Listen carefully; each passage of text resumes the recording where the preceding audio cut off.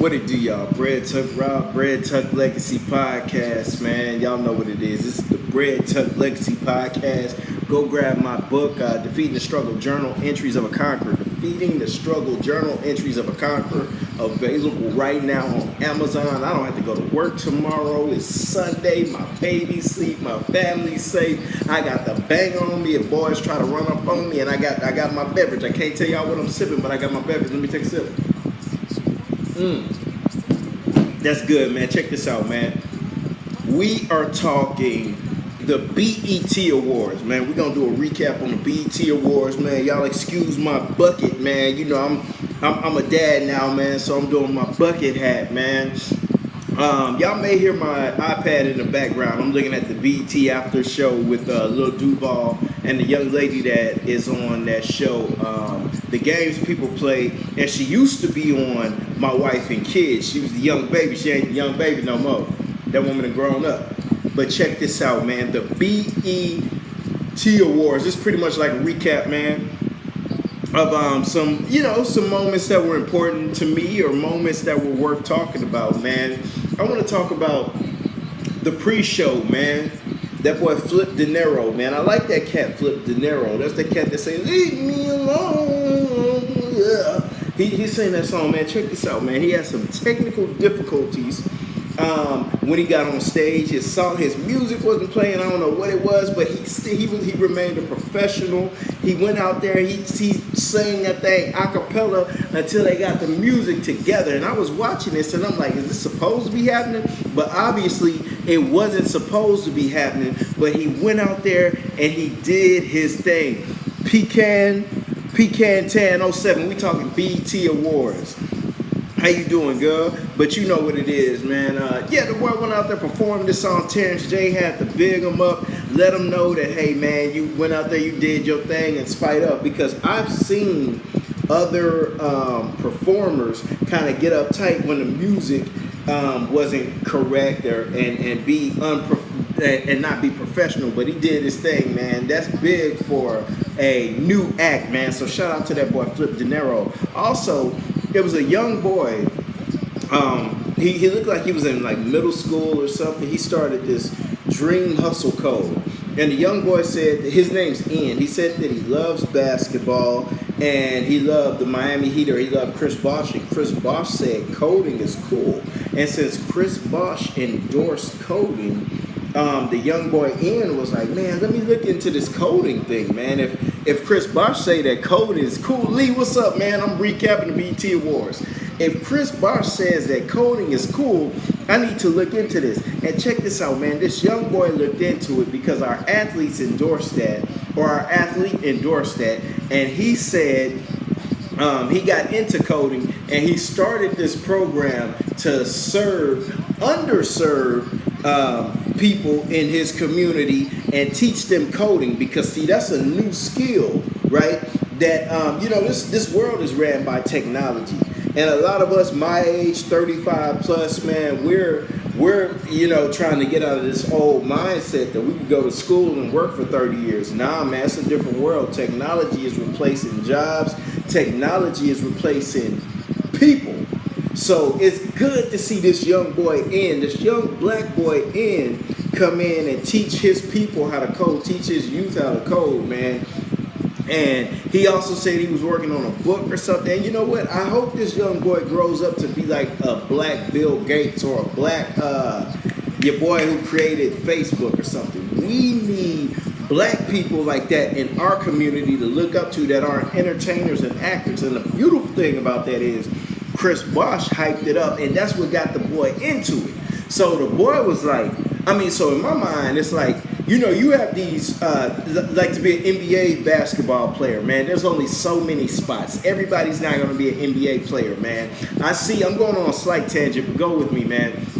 There's this dude in my neighborhood who be going, he be walking with a basketball. I see him walking with a basketball every day, and I drive, and I'm like, man, what if he doesn't make it to the pros, man? He would have spent so many hours of his life walking, practicing with this basketball, and now he has this useless skill that can't even get him anything other than a long stay on the court at 24 Hour Fitness, man. Check this out. I'm not the greatest hooper, but if I go to 24-hour fitness, I'm going to get paid the same amount as somebody in 24-hour fitness that's going out. That's Allen Iverson with the handles. That's Steph Curry with the shot. Ain't none of us getting paid, man. So why waste your time hooping when you could be putting that time into something else? So, man, shout out to Chris Bosh for inspiring this young man to make that happen, man. Man, Regina Hall as a host. Let me take a sip.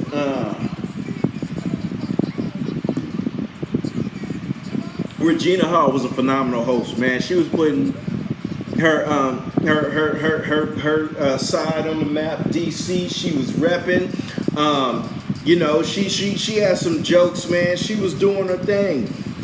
It was good to see that black sister come out and carry that thing, man. And she was having these real moments. Like at one moment, she was like, "Thank you, Terrence." You know, she on stage. She like, "Thank you, Terrence J." I guess Terrence J had said something from the crowd hyping her up or something. We don't know what was going on, but she like, "Who said that? Thank you." It was just these real moments, man, that I really appreciated while she was hosting. And one of the moments that I thought was really funny was she was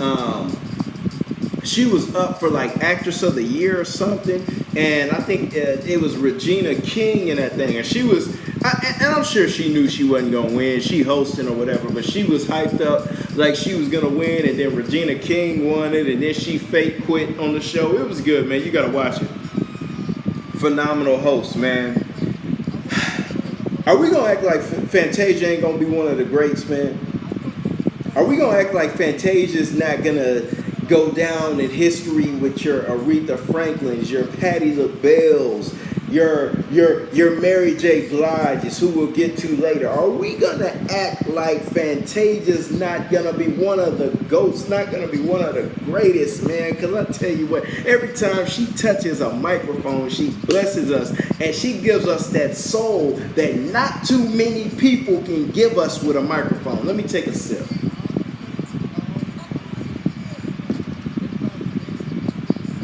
I'm not gonna name any names because we uplifting our people, man. But how many singers do you know that's out right now that's giving you that soul though when they touch your mic?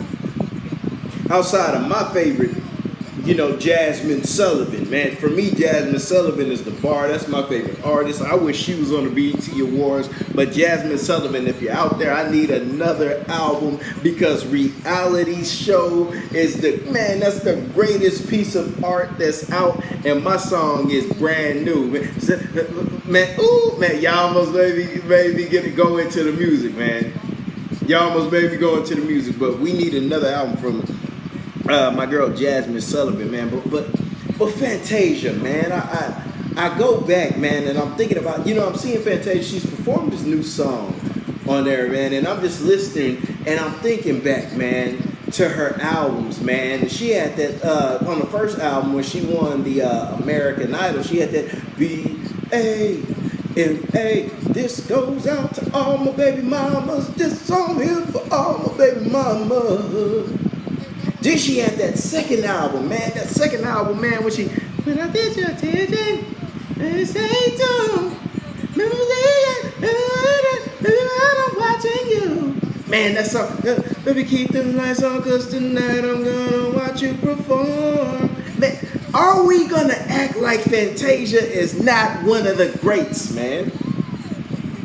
Then on that other, I think it was the third album, she had a third album, and she had this song with, I don't know if it was the third or the fourth album, I think it was the third, but she had this song with my boy CeeLo Green. And what did the CeeLo Green? The thrill is gone, so gone, it's gone, the thrill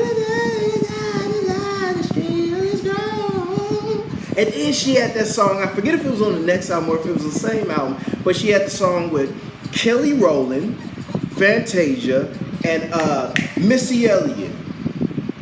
So what could this be? Well, I forget the words, but I tell you what, man, we gotta stop acting like Fantasia is not one of the GOATs. And I tell you what, man, in about 10, 15 years, BET is gonna be honoring her, and they're gonna have a bunch of people get up and try to sing the song the way that she sang it. And you know, it's gonna be a lot of us at home like, ooh, nah, baby, that ain't right. But we're going to appreciate Fantasia. I don't know if I appreciate it. I don't know if people appreciate her the way she needs to be appreciated now. But in years, man, y'all gonna look back and be like, man, wasn't nobody touching Fantasia with that mic, dog. You know, outside of your Jasmine Sullivans, you got Kelly Price that could get up there. You got what's the baby girl's name that was with my boy Avant with Kiki. Man, I was supposed to say Kiki Shepard. Y'all know what I'm talking about, man. The lady, long as I live, you will be my first love. Man, I forget the name of the light-skinned lady who be going off, man. But it's a select few that could get with Fantasia when Kiki Wyatt, man, appreciate you, Lee, man, because I was over here struggling, man. Let me take a sip. That's probably why I'm struggling, because I'm sipping too much, man. But I take another sip anyway because I don't have to work anymore. Excuse me, I don't have to work tomorrow. And I'm thinking independence, man. Word to Tyler Perry, but we'll get to that later, man. Man, no homo, man. That brother Raphael Sadiq look good, man. That brother is aging well, man. I saw my brother walk out to the stage, man, and I had to look that brother up because I had to see how old that brother is, man. That brother 53, man, and he looks better now. And I don't know if I'm the one that should be saying this or nothing. You know, no homo. Y'all know how I move. But the brother Raphael Sadiq looks amazing. And I think as grown men, mature grown men who know where we stand, man, we got to big each other up, man. When you out here looking amazing, it's okay to say, my brother, I don't know what you sipping. Maybe you sipping alkaline water, you know, or whatever, man. But you out here doing your thing, brother. You sipping from that fountain of youth.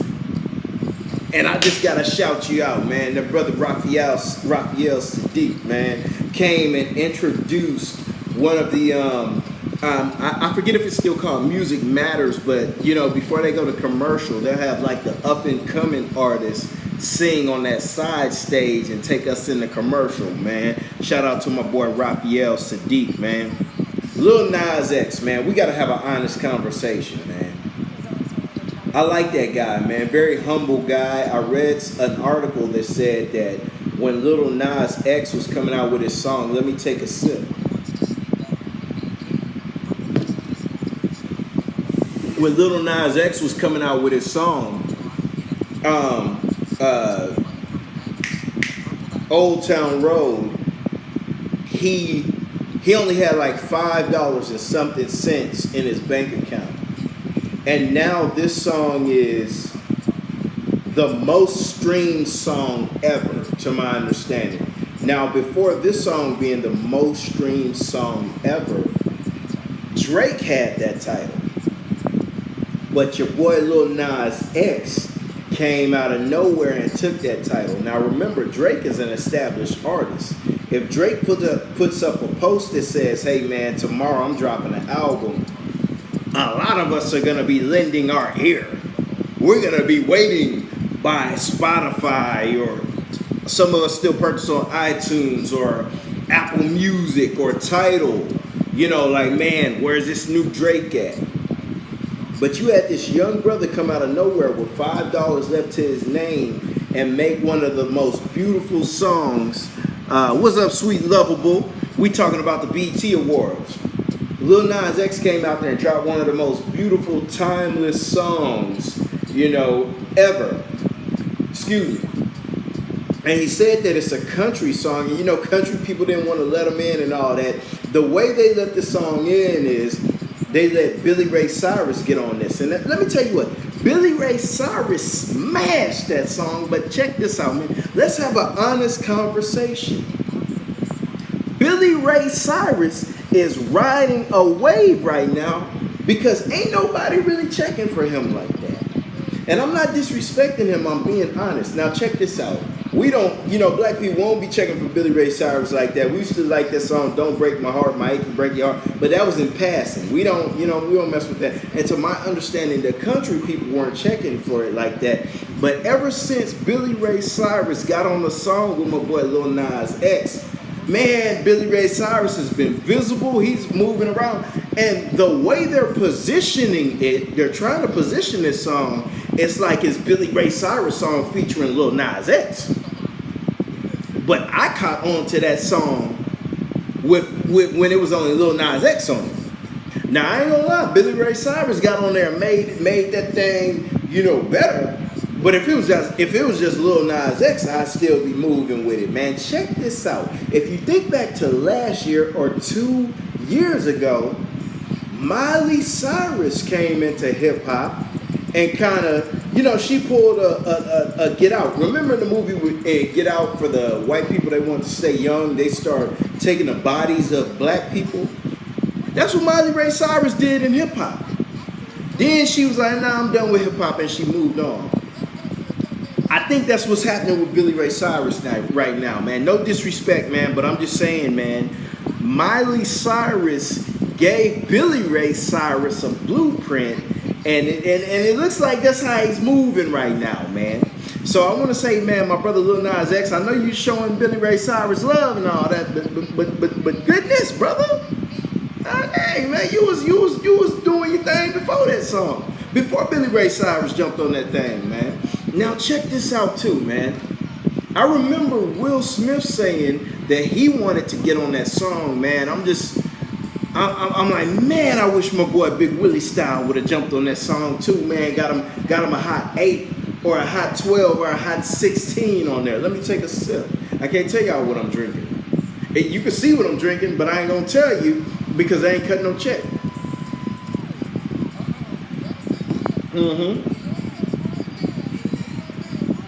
Now check this out, man.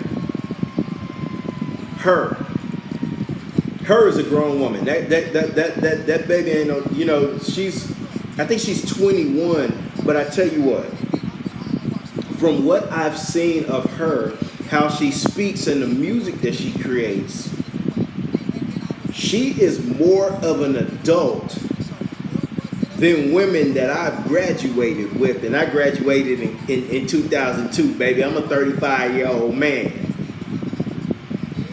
I done seen life a little bit, but her is so mature for her age, man. And the music she makes, man, I remember, you know, and when she got on there and she did her thing, she got out there playing the harp or whatever you play the thing. It looked like a big old, big old violin that sits on the ground and you do it like that. I don't know if it's the harp or whatever, cello, whatever you want to call it, man. But I remember, and she has this mystique about her because she always got her shades on, man. And my favorite, you know, she still continues to drop these EPs, man. She gives you this greatness in little 7-song, 6-song bodies of work, man. And I remember on the first, I'm going to call it an album because when she dropped the first 2 EPs, she went ahead and pieced them together into one big 21-track album. And my favorite songs on there was that Baby, the sound of you. Yeah, I know I can take it there. And then she had this other song, I like it. It was the first song on that 21 song album that she put together, where she said, "You only show me love when it comes to the music. That's like when I feel lonely. That's when you start acting choosy. I don't want to keep playing these games because I feel like I'm losing. I don't want to keep playing these games because I feel like I'm not what doing." And I said, man, and you know, when I heard those songs, or when I heard that song in particular, I said, yeah, I'm a her fan and I'm willing to spend my money, man.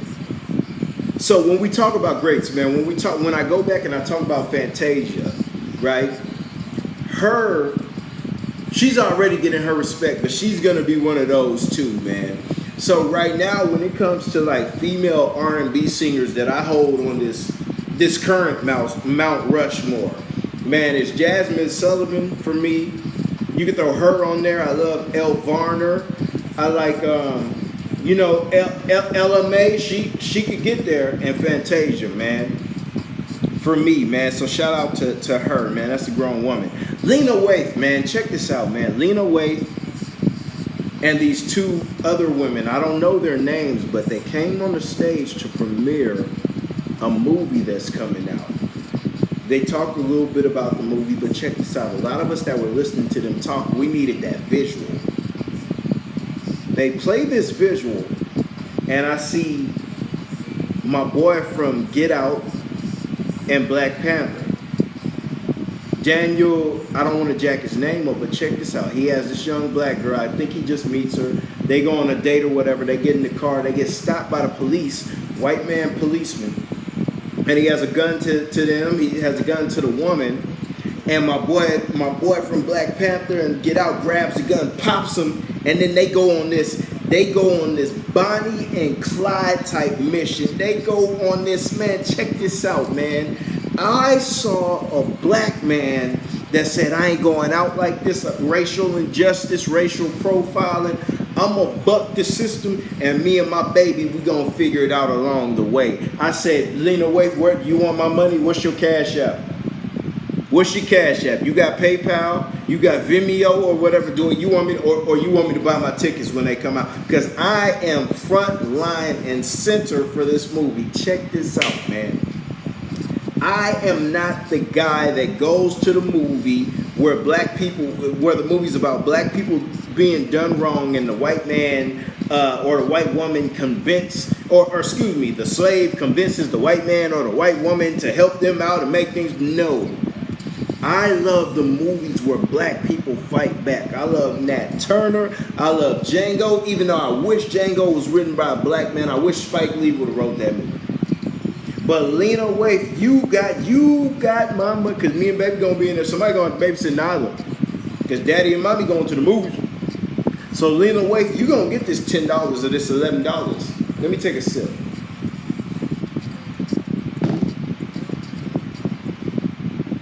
But that movie preview was one of the highlights of the night.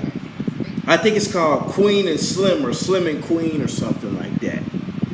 But Lena Waithe, I'm gonna be in there for you. Look here, Lena Waithe, you got me with this one. I ain't gonna lie, baby. I don't watch The Chi. I don't think I've seen any of Lena Waithe's other work, but she got me with this one, and I'm probably gonna buy the DVD too. Check this out, man. Mary J. Blige. Now, this was one of the highlights of the night, man. And up until this point, after seeing the Mary J. Blige, after seeing the Mary J. Blige performance, that was the highlight of the night. Mary J. Blige went up there, and you know what? Usually, man, they usually honor you. You'll be sitting in the seats while they honor you, and they'll have other people sing your songs. But I guess Mary J. Blige was like, you know what? I got this. Only one VG. We talking the BET Awards recap. Mary J. Blige was like, I got this. Mary J. Blige, you know, Puff they did a video where Puff brought her out. You know, he didn't physically bring her out, but in the video he brought her out. I'm like, man, they should have my boy Puff on stage. And I know it was Mary's moment, but maybe Puff get on there for a little bit, then let Mary do her thing. But check this out, man. Mary J. Blige, she did a lot of hits, but I tell you what, and as you're watching this is the greatness, man. As you're watching your legends, and when they finish performing, you realize that they had more hits that they didn't perform. They had more hits that they didn't get to because of time restraints. I'm watching, and I'm like, Mary, you gotta sing Not Gonna Cry. Mary, you gotta sing, But I Can't Be Without You, Baby. And I'm a dude. What song did she sing? It was one song she sang that all the women were singing with her in the crowd. I forget which song it was. Real Love. Mary J., she comes out, she got this first she came out, she had a fur on. Then, you know, you got costume change. She comes on with the hat on backwards, the knee-high boots. For me, she could have thrown on some overalls, man. Take me back to the night, because I remember looking at that song in like 92, 93. I was a young boy in the game, and I saw her with her overalls on and her hat on, and I'm like, man, Mary J. Blige, man. I think at the time she was messing with the boy KC from Jodeci. You know, but that was at the time where she was signed to Uptown Records, and my boy Puff was an intern at Uptown Records, and later on Andre Harrell fired Puff, and Puff went on to start Bad Boy Records and get my boy Big and all that. Let me sip.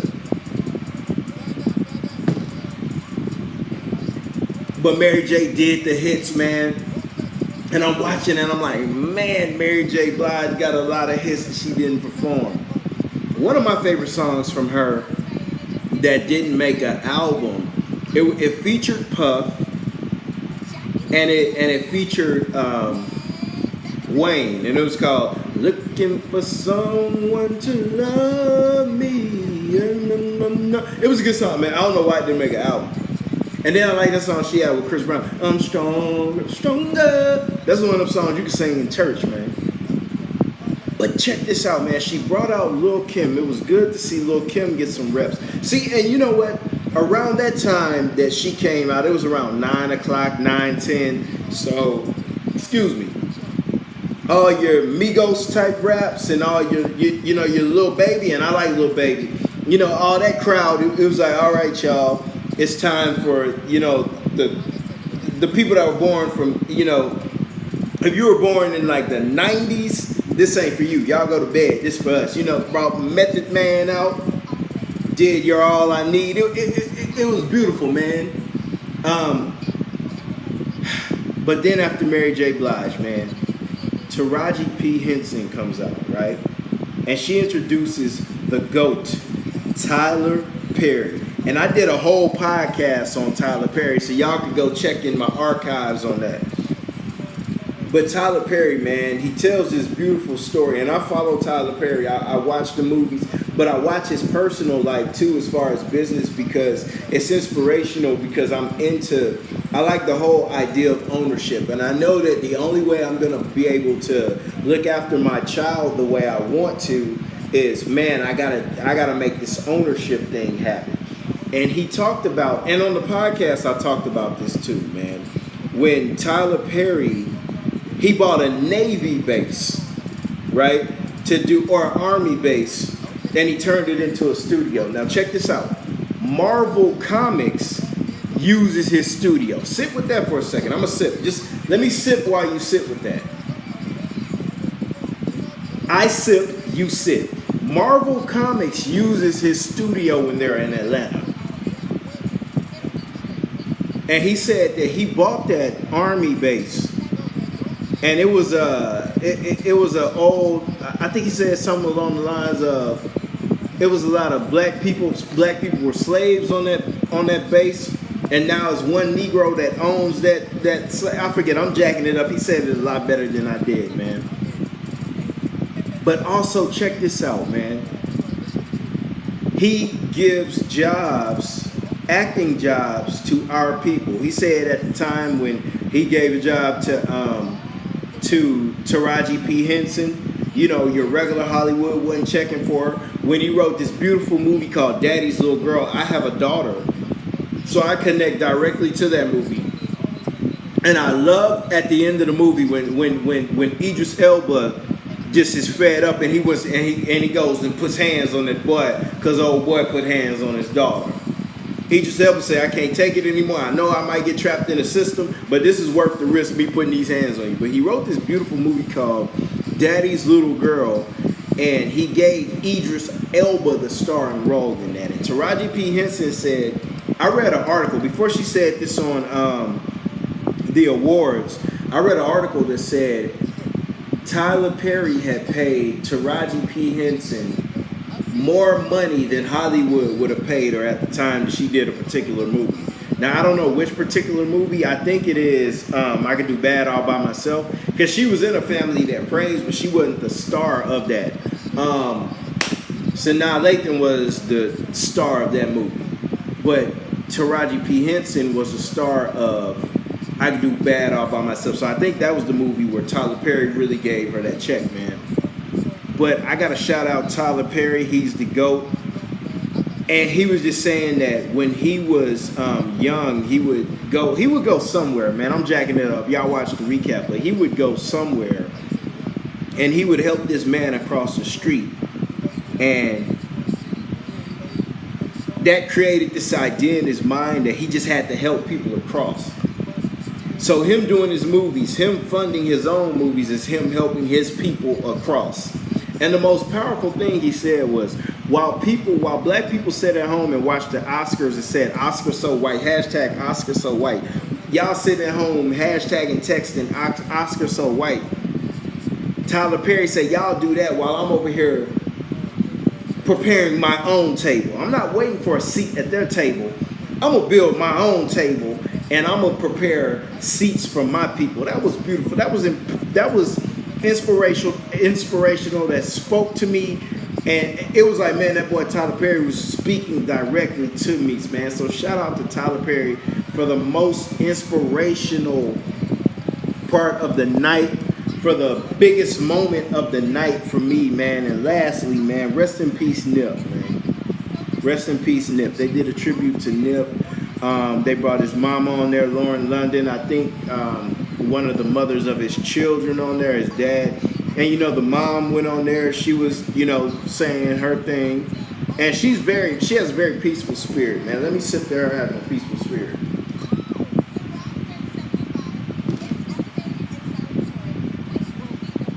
She has a very peaceful spirit, man.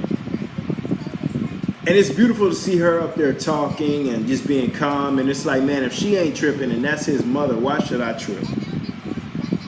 You know, now one of the funny moments was Nipsey's dad got up there to talk. And, you know, Nipsey's mama was grabbing his mouth, trying to get him to talk closer to the mic. And on the mic, he was like, hey, you do your thing. I got this. Let me do what I do. You do what you do. And that was funny because that just reminds me of the relationship that men have with women. It's like, man, look, baby, you can't be, I let you talk. I ain't mess with you. And you took however long you took, let me say my little piece and go on about my business. And then after that,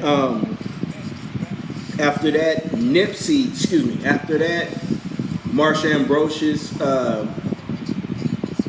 did her part that was on the Victory Lap album. YG did his verse that was on the Victory Lap album. And then DJ Khaled and John Legend did their part that was on the Nipsey song that was on DJ Khaled's album, man, called Higher. But overall, man, beautiful show. I enjoyed it. I enjoyed watching it, man. Shout out to Regina Hall for hosting and doing an amazing job. She was funny to me. She was putting DC on the map. She was doing her thing, go-go music, putting that on the map. And, man, shout out to Tyler Perry for having the most inspirational moment of the night for me, man. But y'all know what it is. It's the BreadTuckLegacy podcast. Had to give y'all the BET Awards recap, man. Grab my book, Defeating the Struggle, Journal Entries of a Conqueror. Defeating the Struggle, Journal Entries of a Conqueror. Go grab that book. That's for my baby Nyla, to support her future. This is who I do it for, man. We have to position our children, man, so that they don't go through the same hardships that we went through. If you know better, why would you allow your child to go through the same thing you went through?